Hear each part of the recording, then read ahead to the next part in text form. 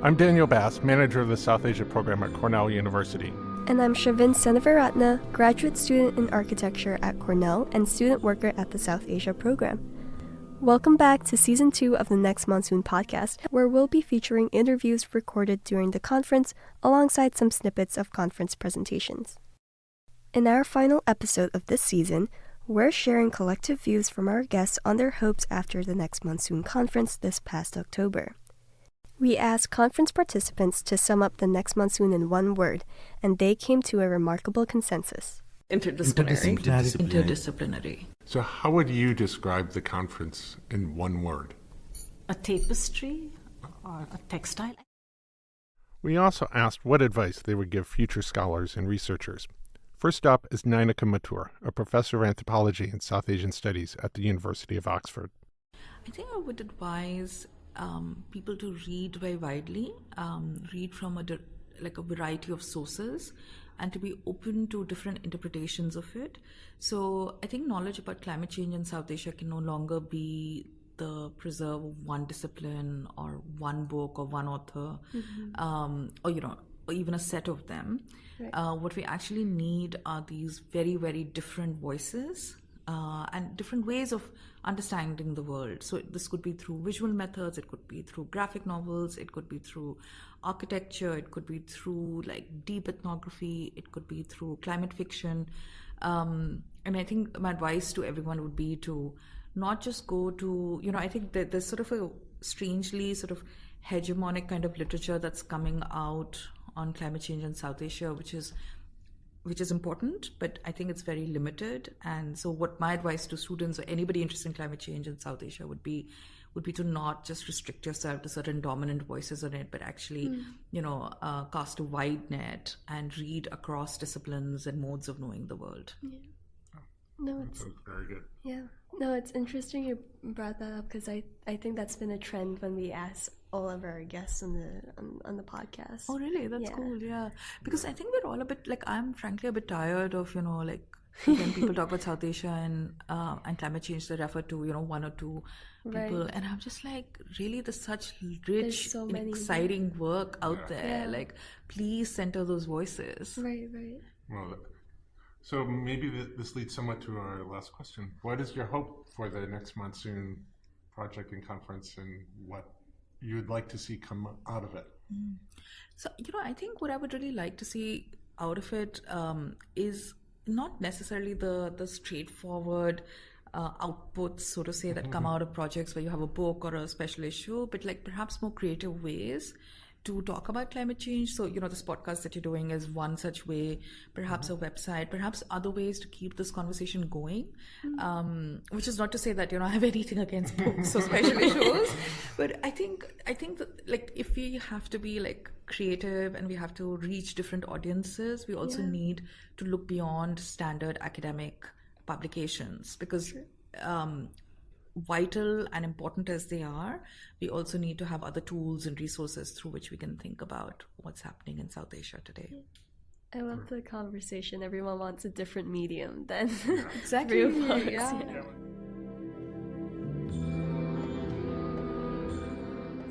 What is your hope for the next monsoon? What goes beyond this conference for you? Oh, wow. I hadn't really thought about outputs. I think the podcast is a great idea. I mean, I've been thinking about this a lot because my students, I'm not certain that they really read anymore as part of a regular practice. And what we do as academics is starting to look more and more esoteric. So I love the idea of a podcast. I loved hearing about graphic novels. I just, thinking about how can we talk about these issues to wider groups of people, I think is really great. And I don't think academics have a great track record of being innovative in this area. But obviously, maybe beyond the edited volume, there should be some other outputs. Yeah, and also maybe a follow-up conference. I mean, I know this has been an incredible amount of work, but it would be great to see what everyone's doing in 5 years. Yeah, that would be cool. That would be good. And I think what would be good would be to have something in South Asia, which Right. especially to like rather than bring people here, getting there. And Right. we have talked in the past of doing some conference. Maybe it'd have to be in Sri Lanka, so the Pakistanis and the Indians and the Bangladeshis could all get visas. Hey, why And not? get That would be yeah. awesome. Yeah. Especially I don't know, just given like the historical work that's been done Yeah. there and stuff, like that would be great. Yeah, right. Yeah, right now, politically, economically, it's not quite the time, but it never is. So maybe in 5 years we'll work on that next year. Right. I also have another question of, is there any way you think this conference, you talked about how it might affect your research, how does it connect to, and maybe you might bring it to the classroom and how you teach? That's a great question. So I don't get to teach a class that's just South Asia, but I teach other classes where I bring in the South Asia wherever possible. One of which is on personhood, and there's a lot here on indigeneity, and I think some of the work in anthropology on kind of like the more than human. We've heard those themes here, so I think that's something that I might bring in. I also teach a class on materiality and meaning, and again, like the questions of how we make meaning out of landscapes or kind of nature cultural assemblages is something. So I think definitely, and this is always what happens is like some of the people here I know their work, but others I don't, and so I'm writing down names and references, and I will go back and look everybody up and see what I could bring into a lecture or what I could bring into like a reading list. That was Lorena Searle, an associate professor of anthropology at the University of Rochester, and next is Rohit Majumdar, an urban planner and architect who teaches at the School of Environment and Architecture in Mumbai. One of the things that has emerged consistently in panel after panel has been about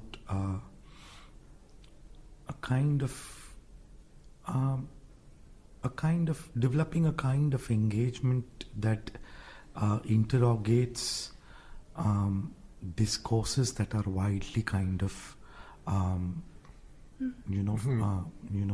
circulating around the world on climate change. And this is emerging in presentation after presentation in a very powerful way to interrogate those discourses, because and again I'll speak from the areas that I've been kind of engaging with, urban studies, architecture and planning. And one is kind of recognizing that there is a change that is happening in terms of the weather, and one needs to take it seriously.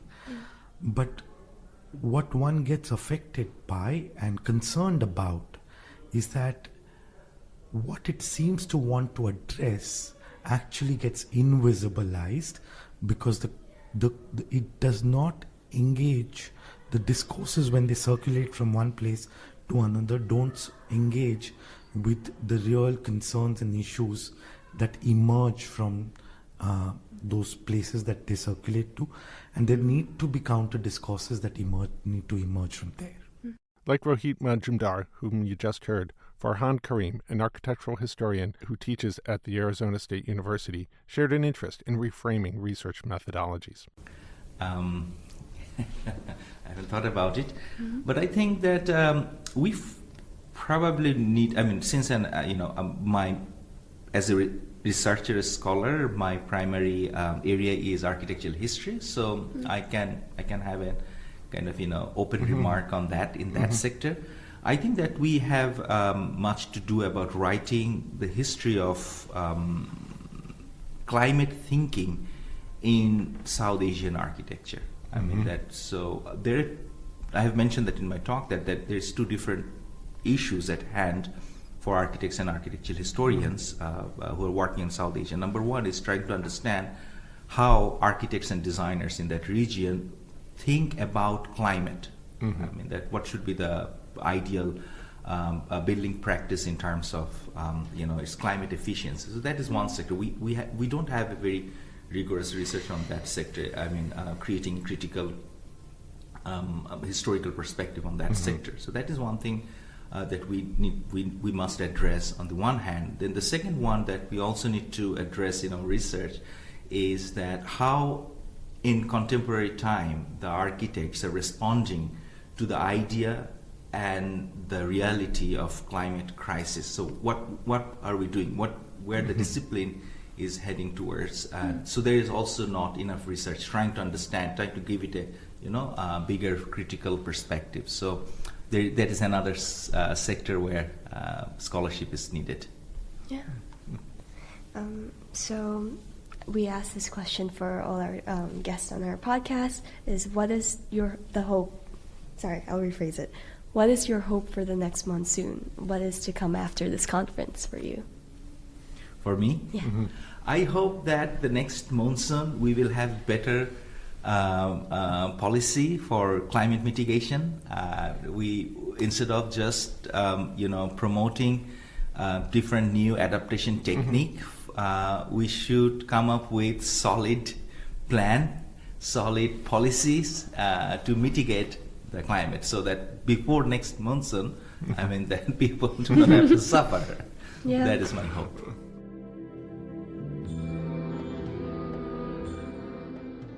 What are your hopes for the next monsoon conference and project? What do you hope to come out of this? I feel like this has been good enough. Yeah, I feel like all the things that, of course, I do look forward to the next step, and I see that to see how a lot of these conversations come into the final work. But that is not. But yes, so of course I look forward to that. But I think this itself has been rich enough, and I like the idea of these conversations, even without the pressure of a final product at the end of it. So. Yeah. So what would you say this conference means to you, and how would you move forward from here, like after this conference? What are you hoping to gain for yourself? Yeah, that's an interesting question, because so I'm really grateful, because I'm really grateful in some sense to this opportunity, because any opportunity because this is a different form I tried. Right. So the presentation I made, this is not the kind of writing I do. I don't. This is not the kind of writing I have done in the past. Right. So this was for me a chance. So for me, this was a chance to experiment with a different form of writing and a different form of engagement, and I've enjoyed it and I've liked it. So now so basically I have no idea where this is going to take me. But pleasure is such a underrated thing, and I've really I've felt and I've really enjoyed sort of working on the paper and thinking through these things. So let's see. It's so nice. It's so nice, and it seems an attitude of being open to the possibility after this. Of you try something new and engage with academics and realize that we are, don't bite, and we're friendly people and good environment. So that's because from a distance your lot can be quite intimidating. Yes. And academics feel intimidated by writers and so on. It's like, that's not possible. It's really? possible, yes. Is it? Everybody has a degree of imposter syndrome. Right? And it's incredible when you actually think about it. Yeah. That was Parismitha Singh, an artist and writer from India. And next, we hear from Camilla Dewan, an assistant professor of anthropology at Uppsala University in Sweden, who was previously a postdoctoral research fellow at the University of Oslo in Norway. I think the main thing is to acknowledge how ignorant we all are, and we don't know what we'll find in the field. Right. I think assumptions are like the greatest dangers, that you assume a lot of things about a place and a people and the problems. And just what I really appreciated with doing a PhD in anthropology was, this openness that your entire idea will change after fieldwork and during fieldwork. Right. And so be open to, I think, for instance, in Bangladesh, people going in there might think that, climate change is causing all these floods. And then they ask very specific questions relating to that. So I think it's much more constructive to be open with your questions. And basically, during my first fieldwork in Bangladesh as a researcher, my translator would actually ask so this was before my PhD, she'd ask, how has the environment changed? And I just went along with that throughout my PhD. And then you get other stories of food adulteration, of shrimp aquaculture, of a very diverse set of changes that is not necessarily linked to floods or monsoons or anything. But I do want to stress that when I did my fieldwork in 2014, 2015, there wasn't much concern about changing weather patterns, and climate change was quite unfamiliar. But going back now, and we see it here in North America, in Europe, the weather has been changing quite drastically and dramatically. It's not like violence out of sight. It's in our everyday lives, and none of us can deny what is happening. And it's the same in my old field site. So I think it's really pressing to deal with the fact that the monsoon and the seasons are changing. We don't know when the rain is going to come, how much rain, how little rain.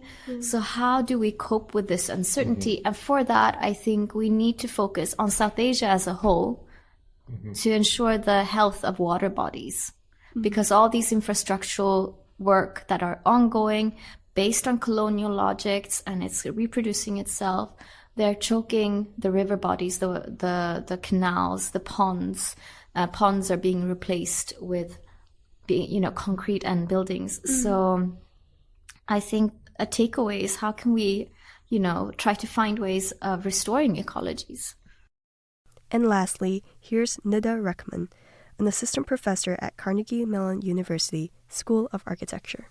What advice would you give to future scholars, practitioners, or artists, or your students who are interested in doing research on climate change?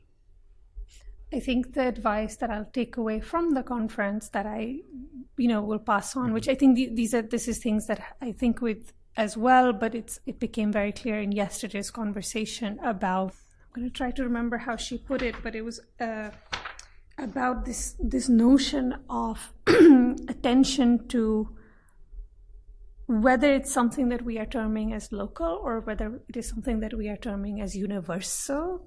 In either case, or in whatever spectrum within that,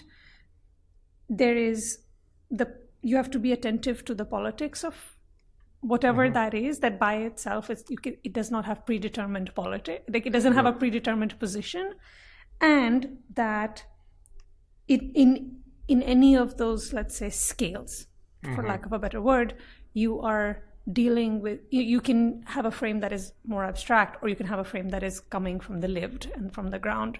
And I, would advise students and people I work with and myself, remind myself to stay with the latter, right?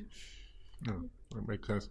And the attention of the local and universal, I realize in framing this conference, we tried to show how South Asia was a microcosm of universal aspects of climate change, but also realize that local does, I'm realizing in listening to these presentations, those locals conditions in South Asia and from whether all over are very clear. So not just South Asia, but in Sikkim and Bangladesh and Pakistan and in Mumbai, that those, are very important. So that's yes, and I think that even I think attention to them also helps to particularize what we may think of as the universal, right? So like I think that they blend together and they operate through contradictions. So a so-called modernist project of climate resilience, for example, or planting in my work on kind of botanical experimentation or forest plantation or whatever kind of universalizing impetus this is, it has, will also have embedded within it and against it the local and the more lived, let's say, contingencies, which will emerge from it and will trouble the universal.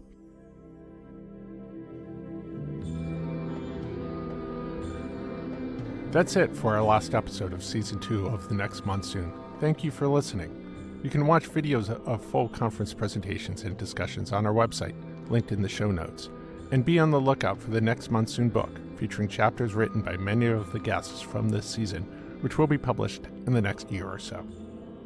We would like to give special thanks to Sam Lubowitz and Angelica Kramer at Cornell's Language Resource Center for their assistance with recording this podcast. Shavin Senavaratna not only co-hosts this podcast, but is also our editor. South Asia Program Administrator Gloria Lemus Chavez provided production supervision. Funding for this podcast and the entire Next Monsoon project comes from the National Endowment for the Humanities. Please follow the South Asia program on Twitter, Facebook, and Instagram at SAP Cornell. You've been listening to music by Gloria Lemus-Chavez and her partner Brandon Kane. Make sure to check out more of their work in the description links below. The ideas and opinions expressed in this podcast do not reflect those of the National Endowment for the Humanities, Cornell's Office of the Vice Provost for International Affairs, or any other official entity of Cornell University. I'm Daniel Bass. And I'm Shavin Seneviratne. Thank you for listening to Season 2 of The Next Monsoon.